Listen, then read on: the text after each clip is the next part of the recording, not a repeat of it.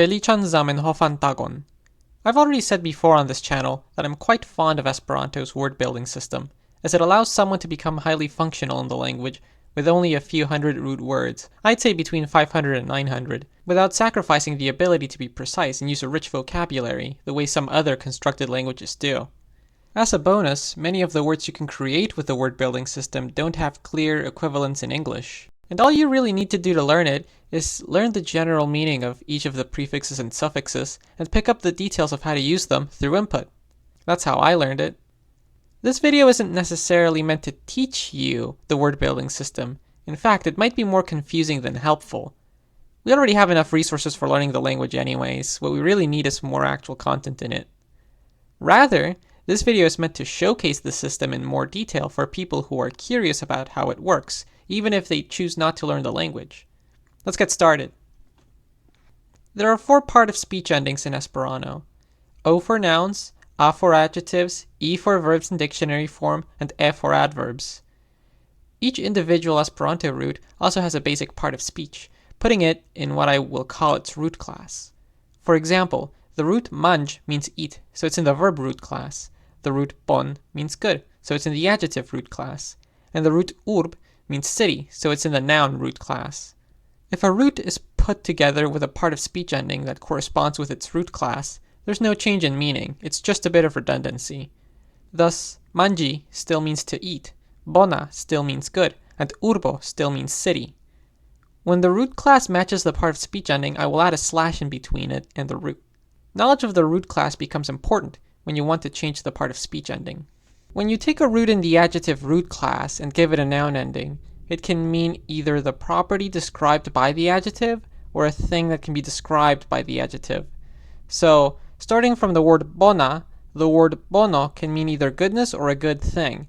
If you'd like to disambiguate, you can use the suffix etso for the property and the suffix ajo for the object. When you give it a verb ending, it's basically just an abbreviation of to be the adjective. Boni just means to be good. Do note that using this phrasing instead of the more typical esti bona can sometimes carry a poetic or emphatic connotation, which enables you to do different things. For example, rapidi can mean to be fast, but in a full sentence, if you specify a direction, it means to rush. That's not something you can do with a typical esti rapida. When you take a root in the verb root class and give it a noun ending, it can mean either the action itself or an object related to its concrete manifestation. That sounds kind of weird, doesn't it? So here's some examples. From manĝi, we can create manĝo, which can mean the action of eating but more often means a meal. From konstrui, to build, we create konstruo, which can be the action of building or a building itself. From kanti, to sing, we create canto, which means the action of singing or a song. As before, you can disambiguate using the ad suffix for the action and ajo for the object. Here, the ajo suffix works best if we're talking about physical objects.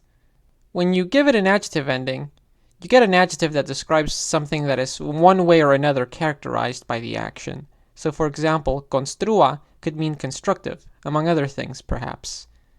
When you take a root in the noun root class and give it an adjective ending, it gives you an adjective that describes something that is in some way related to the noun. In Esperanto, if you know how to say moon, you don't have to learn luna. You form it yourself. Luno, luna. Just as city, urban, urbo, urba. Year, annual, jaro, jara. This is the weird one. When you add a verb ending, the Academy of Esperanto gives 3 possibilities for what the result means: acting like the noun, acting using the noun, or doing something that otherwise heavily involves the noun. There's no strict rules for what happens when you turn a word into an adverb. It's pretty much all entirely vibe-based. In an Esperanto word, the morphemes become more important the closer you get to the end of the word, while the morphemes closer to the beginning are less important and serve mainly for disambiguation. For example, in the word vaporŝipo, the morpheme o is the most important, since it tells you that this is a noun. The morpheme before it clarifies which noun, in this case a ship. The morpheme before that clarifies the kind of ship, a steamship. If we swap the positions of vapor and ship, we no longer have a steamship, but rather a ship's steam, since vapor now has the more important position. You may, at your option, keep parts of speech hanging around if you feel like it will help with clarity or ease of pronunciation, as is done in compounds like multecosta, expensive, or partopreni, to participate. However, it is most common to omit these, and when this happens, the way the less important morpheme is interpreted depends on the root class of the main morpheme. When the root class of the main morpheme is a noun or adjective, the previous one is typically interpreted to be a noun, regardless of its root class. That's why it's normal to say blua oculo to mean blue eye, but blue oculo, all one word, sounds kind of weird. Allowances are made if you want to put together brief adjectives, however. Blue ocula is a perfectly normal way to say blue-eyed.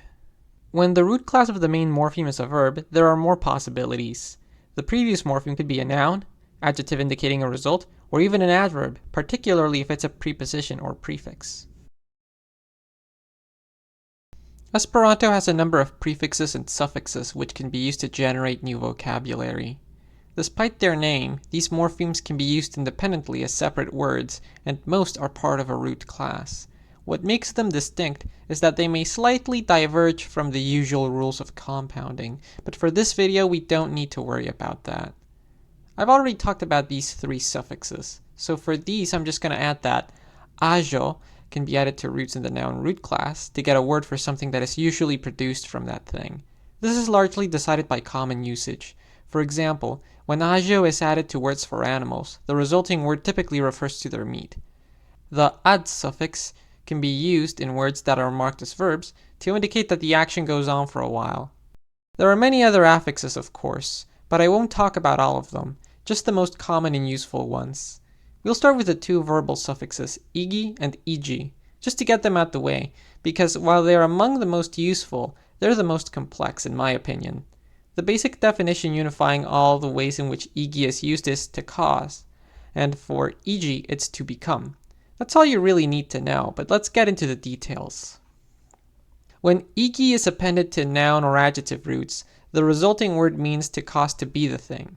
For example, bona becomes bonigi, to cause to be good.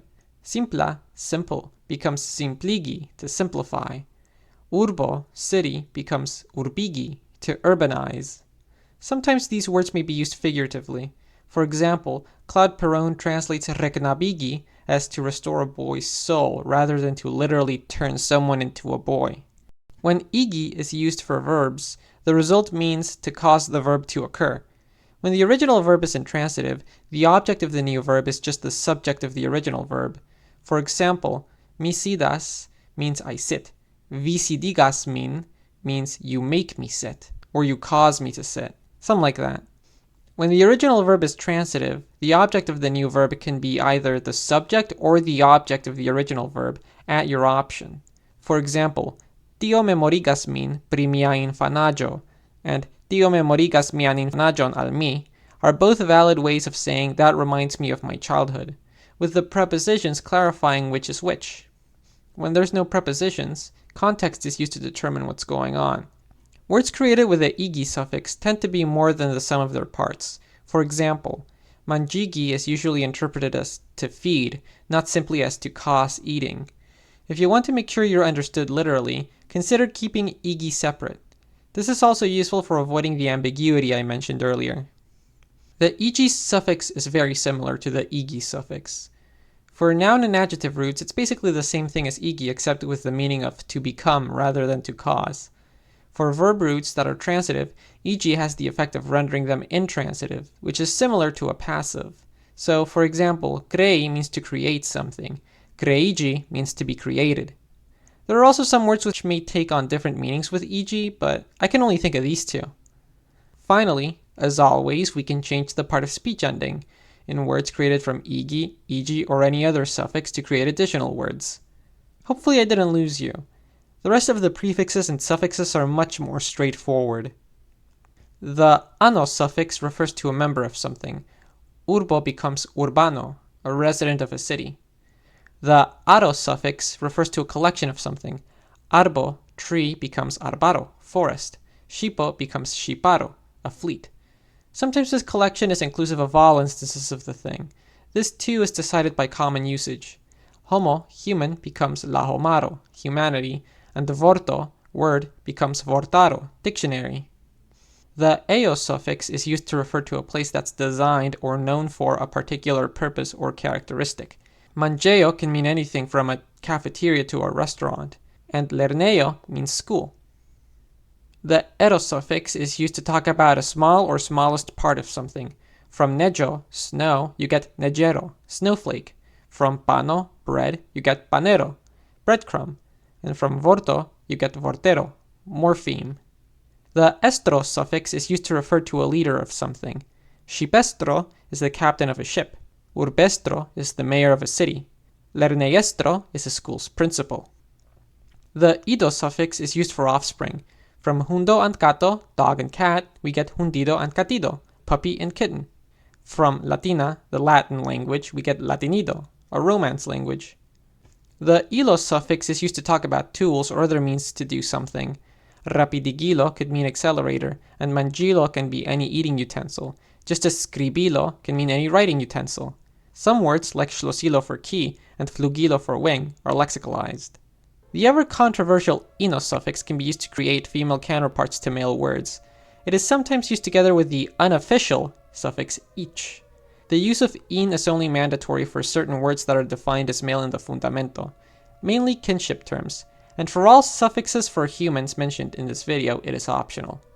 The isto suffix is used to talk about someone who spends a lot of time with something, especially if they do so professionally. It can also refer to adherents of certain ideas. Curatsisto means doctor, and linguisto means, well, linguist. The ismo suffix is used for doctrines, as with English ism. The uyo suffix is used for containers. Malvarmuyo means fridge. Monuyo means wallet.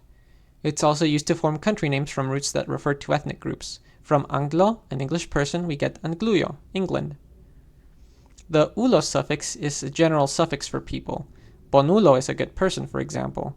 In biology, it can also be used for organisms in general. The Esperanto word for mammal is mamulo. As a standalone word, ulo has the same vibe as the English word guy or dude. The ema suffix indicates habits and tendencies. Manji becomes mangema, which describes someone who eats a lot. Mangemo is the word for the tendency itself. From crei, the word creema can mean creative. The enda suffix forms adjectives that describe things that need to have something done to them. If you need to learn something for a test, it's lernenda, or a lernendajo, and your dirty laundry is lavenda, so get on it. The ebla suffix forms adjectives that describe things that can have a particular action done to them.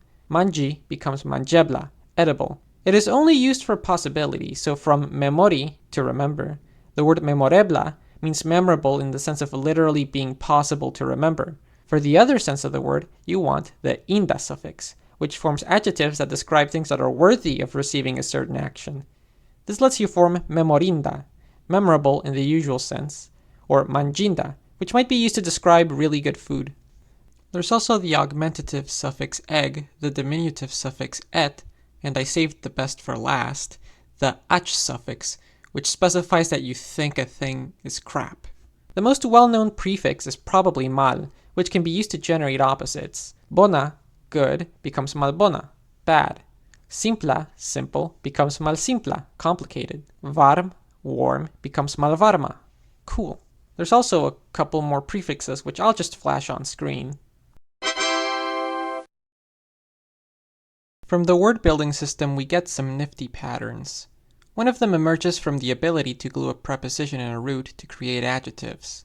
The phrase en lando means in a country, but en landa, one word, means domestic, in the sense of a country. Sen joyo means without joy, but sen joya means joyless. You can then add igi and igi as you please to these adjectives. Sen joyigi means to take someone's joy away. Sen arbarigo means deforestation. En litigi means to get into bed.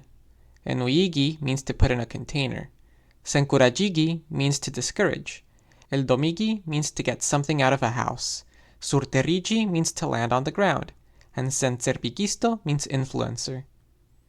Do note that there is some room for ambiguity with these in situations where you have a lot of affixes glued together, or when a preposition is used for multiple things. There's also pli exigi, which means to cause something to be more of something. Pli bonigi means to improve something. Pli felicigi means to make someone happier. Pliigi on its own means to increase. These words differ from just bonigi and felicigi in that they don't necessarily indicate that the thing is being made good or happy, just better or happier than before. There's also sam ex anno, which means member of the same thing. Sam urbanoi are people who live in the same city. Sam religianoi are people who believe in the same religion. Sam cursanoi are classmates, and sam ideanoi are like-minded people. Hopefully, this video gave you a good look at how the Esperanto word building system works and how powerful it can be. That's all.